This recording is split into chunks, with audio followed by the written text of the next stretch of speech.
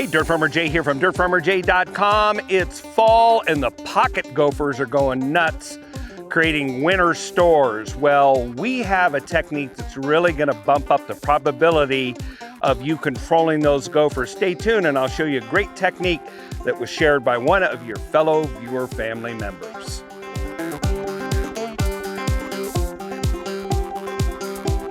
Hey, Dirt Farmer Jay here from dirtfarmerjay.com. Well, it's that time of year. The pocket gophers are really active. And as you can see around here, there is a lot of damage here that has been done by the pocket gophers.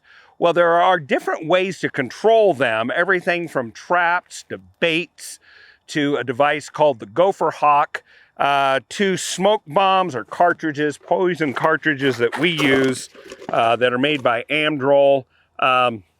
We're going to focus on this technique, but we're going to bump up the effectiveness of this using a tip or two that was sent in by your fellow viewer family members. This is the tools you're going to need. Number one, you're going to need the cartridges. I always keep a good amount of these on hand. An ignition source, matches. You'll need I like to use a trenching shovel like this that makes it easier to dig smaller areas. This is for more field work, not in the middle of your pristine lawn, but a good way to get down quickly to where the runs are underneath and the burrows.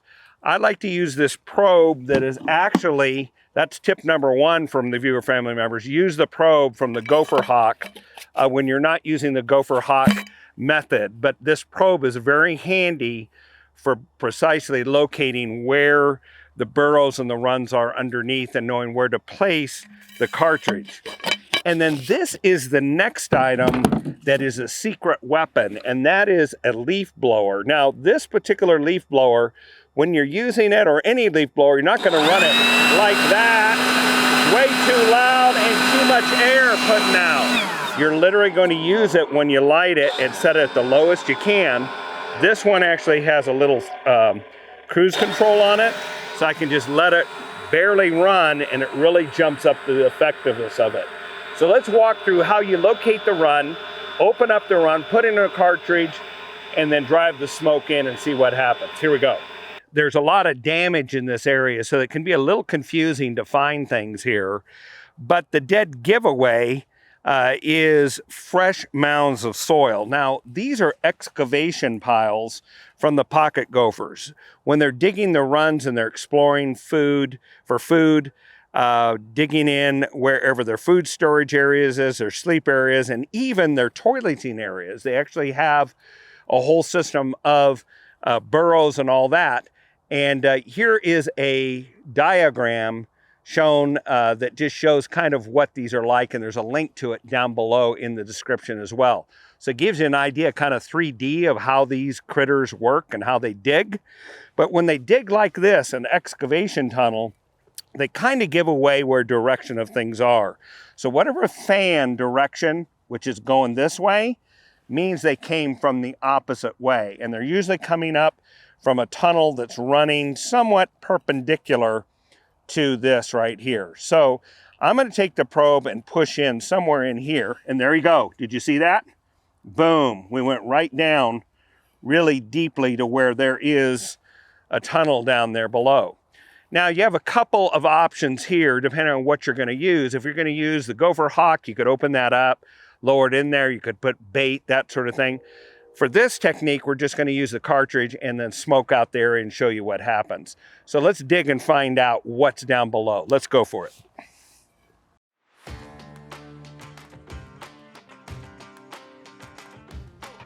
Okay, we've done our initial evacuation here, dug down. And if you look down on the hole, it looks like, where'd the tunnel go? There's nothing to be seen there. Well, use your probe again. And let's find out where the runs are going from here. Ah, there's one down at the bottom there. I'm gonna go around the perimeter and just see if I find, this is surface stuff right here that most likely is related to all that, so I'm not gonna go there. Ah, there's a major one right there. Look at there, okay? So we now have a hole maybe an arterial there, we'll see. You have to be persistent when you're doing this because they don't stop. They continue to expand and to find new territory. So what we're gonna do is treat this and then watch what happens over the next several days. All right, let's go ahead and get one of our smoke bombs. Here we've got one of these. You put there's generally longer fuses on these to give you time to put them in. I like to go like this and kind of test where they're gonna go before I ignite them.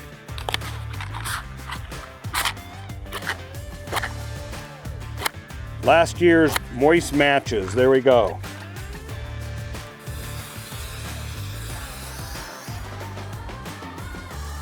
Okay, as far in as I could go. Now I'm gonna put this on low. And immediately you're starting to see smoke come up in other areas.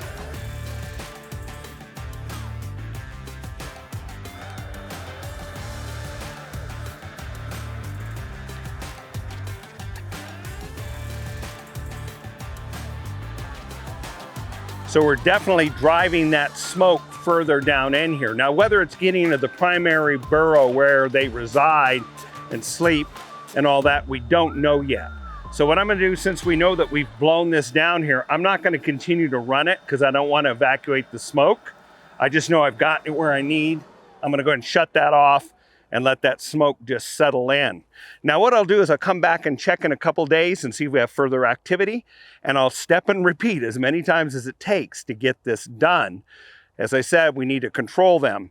They continue to be active many times during the winter. Take a look at this burrow that they did last season on top of the ground, right below the snow, as one of them found its way into our garden beds, our raised garden beds, and plays havoc. We didn't have any crops growing, but they were just digging it up like crazy. We think we've got it controlled, but this is something you got to be persistent with. We'll also try using our other tools to do that, whether it's box traps, the gopher hawk, baits, whatever it takes to control them, but you can't give up.